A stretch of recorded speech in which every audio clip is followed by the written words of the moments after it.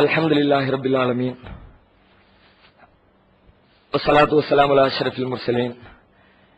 அன்பிற்குரிய சகோதர சகோதரிகளே, நாம் சுட்டிக்காட்டிய அடிப்படையில் கடந்த சில நாட்களாக நமக்கு மத்தியிலே பரவி கொண்டிருக்கிற ஒரு பெரிய தவறான குழப்பமான ஒரு செய்தி,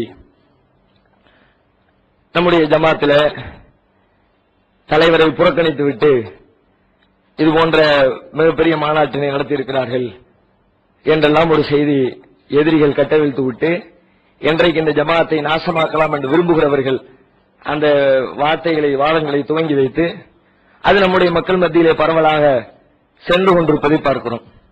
முழுக்க 100% அவதூறான ஒரு பொய்யான செய்தியை தான் கட்டவிழ்த்து விட்டிருக்கிறார்கள். இதிலே கடுகளவிற்கு கூட உண்மை இல்லை.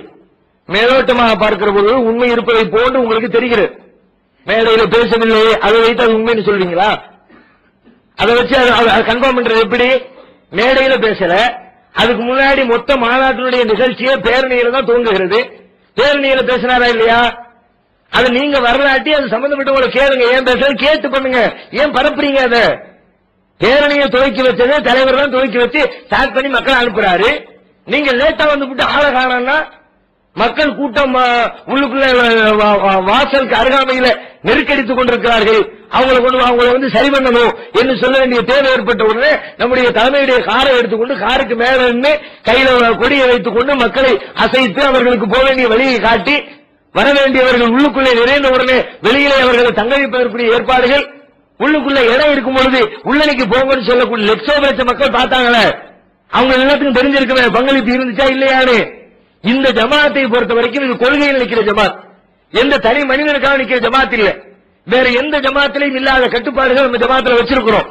உண்மையில எந்த அமைப்பிலையாவது தொடர்ந்து ரெண்டு ஆட்சிகளுக்கு பிறகு 2 பீரியடுக்கு பிறகு நிர்வாகத்தில் தலைவர் பொதுச் செயலாளர் மாநில நிர்வாகிகள் யாரும் இருக்கக்கூடாதுன்னு எங்கேயாவது வச்சிருக்காங்களா?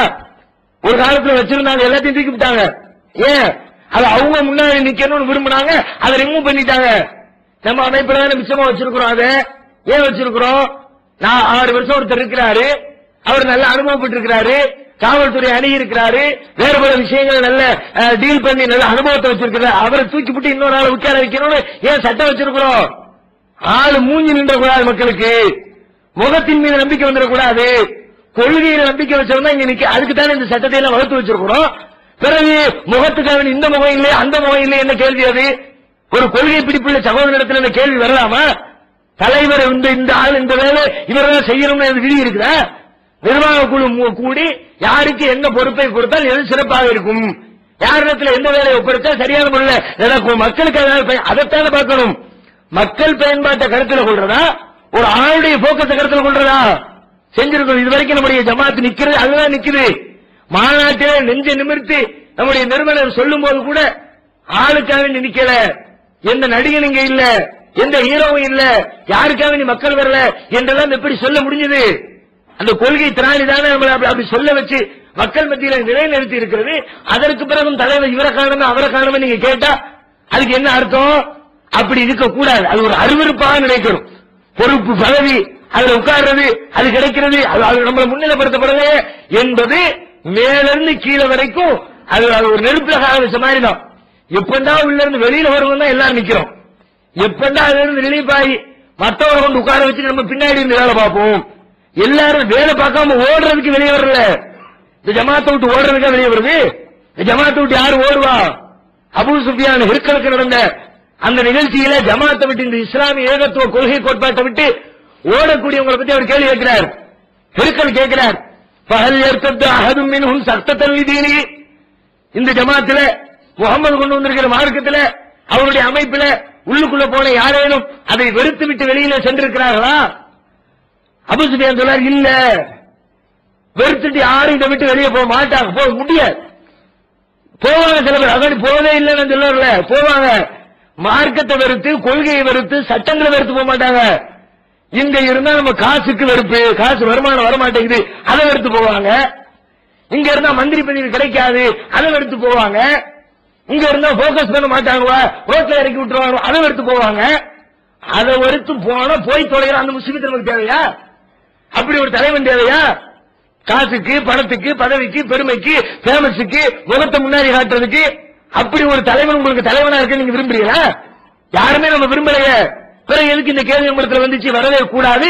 இன்று மாத்திரமல்ல, என்றென்றைக்கும் அல்லாஹ் ரப்பல் ஆலமீன் மனிதர்களுக்காக இல்லாமல் கொள்கைக்காக நின்று கொள்கை பிடிப்புள்ளவர்களை மாத்திரம் இதிலே ஸ்திரப்படுத்தி வைத்து மற்றவர்கள் எல்லாம் அல்லாஹ் இருந்து கழிச்சுக்கிட்டே இருக்கணும் விரும்புங்க. அப்பப்ப எல்லாம் சுத்திகரிச்சுக்கிட்டே இருக்கணும், ஒன்னும் குறைஞ்சு போயிடாது. அது ஒரு கூடையில தக்காளி இருக்குதா, அழுகுன தக்காளி இருந்தா தக்காளி தூக்கி போட்டுதான் ஆகணும். ஆக என்னைக்கு குறைஞ்சு போச்ச? 100 தக்காளி ஒரு தக்காளி போயிடுச்ச, 99 ஆயிடுச்சா? வெயிட் குறைஞ்சிருச்சா நினைப்பீங்களா? எடை குறைஞ்சிருச்சா நினைப்பீங்களா? அந்த ஒன்னத்துக்கு போட போய்தான் 99 தப்பிச்சிச்சு. அதையும் வச்சுக்கிட்டு அது இன்னும் 2 காலி பண்ணும். இன்னும் 4 நாள் கழிச்சு எடை போட்டு பார்த்தா 99 95 வந்துடும், 90 வந்துடும். பல நன்மைகளை இழக்க வேண்டியது வரும். அதனால தீயவைகள் ஒளியட்டும், நன்மைகள் நிலைக்கட்டும் என்ற தனி மனிதனுக்காக வேண்டி ஜமாத் இல்லாமல் கடைசி வரைக்கும் கொள்கைக்காக மாத்திரமே நின்று நிலைக்கிற ஜமாத்தாக மாற வேண்டும். அதற்காக நீங்கள் அல்லாஹ்விடத்திலே பிரார்த்தனை செய்ய வேண்டும் என்பதை உங்கள் மத்தியிலே சொல்லிக் கொள்கிறேன். அதோடு சேர்த்து இன்னொன்னு சொல்றாங்க, அந்த சரி அதாவது பரவாயில்ல, அதை தாண்டி அங்க போனாங்களே எல்லாரும் ஏன் போகல? ஏன் போகணும்னு என்ன கட்டாயம் போகல கேக்குறேன். தலைவர் தான் போகணும்னு என்ன கட்டாயம் போகல? காரியம் ஆகுச்சான்னு பாப்பீங்களா, தலைவர் போனாரான்னு பாப்பீங்களா? யாரு போனா என்ன காரியம் தானே ஆகணும் நமக்கு. அல்லாஹ்வுடைய காரியம் ஆகிருக்குது. வேற யார் போனானே யார் போகாட்டி என்ன? அது மட்டும் இல்ல, அன்றைக்கு அந்த அந்த முடிவு எடுக்கிறவர்கள் கூட முழுமையாக என்னிடத்துல கேட்டு என்னிடத்துல கருத்து பதிவு செய்யப்பட்டு நான் அன்னைக்கு திருச்சி போயிட்டேன். உடனே போக கூடாதுன்னு இல்ல, யாரும் புறக்கணிக்கவும் இல்ல. அன்றைக்கு அங்கிருந்து வர முடியாத ஒரு சூழல் ஏற்பட்டதுனால லோக்கல்ல இருக்கிறவங்க போக, நம்ம ஜமாத்துல அது கிடையாது. யாருக்கு இந்த உறுத்தலும் இல்லாமல் மற்றவர்களை அனுப்பி வைத்து இந்த காரியத்தை முடிச்சுட்டு வர சொன்னோம். சம்பந்தப்பட்ட என்ன இடத்துல நீங்க கேட்டிருக்கணும், அது மாநில நிர்வாகத்திலே கேட்டிருக்கணும். இதுல எது உண்மை எது தப்பு, என்ன புறக்கணிச்சாங்க அப்படின்னு நான் சொல்லாம உங்களுக்கு எப்படி தெரிஞ்சிச்சு? அதே மழை ஆடு நனையுதுன்னு ஓனாய் கவலைப்பட்டுச்சான்னு சொல்லுவாங்கல்ல, அந்த கதையில இவங்களை எங்களை புறக்கணிச்சாலும் உங்களுக்கு என்ன வருத்தம் கேட்கிறேன். எதிராளிகளுக்கு, நம்ம மக்களுக்கு அப்படிப்பட்ட கவலை இல்ல. எதிர்த்தரப்புல உட்கார்ந்து சில பேரு நம்மள உனக்கு என்ன கவலைன்னு நான் கேட்கிறேன். அப்படி கவலைப்பட்டு ஆகா ஓனாய் பெரியாகப்படுது அப்படியே நம்ம பக்கம் ஒரு ஆடு வராதா, ஆட்டை கவுமான்னு யோசிக்கிட்டு இருக்கிறியா? அப்படிப்பட்ட கேடுகட்ட ஆடு இந்த கூட்டத்தில் அல்லாஹ் சிறப்படுத்தி எந்த ஆட்டையும் வைக்கல. இன்ஷா அல்லாஹ் அல்லாஹ் ரப்பல் ஆலமீன் இப்படியே நீடித்து செல்லக்கூடிய வாய்ப்பினை நம்முடைய ஜமாத்துக்கு தந்துருவானாக. வாக்குறதாவான அல்ஹம்துலில்லாஹி ரப்பில் ஆலமீன்.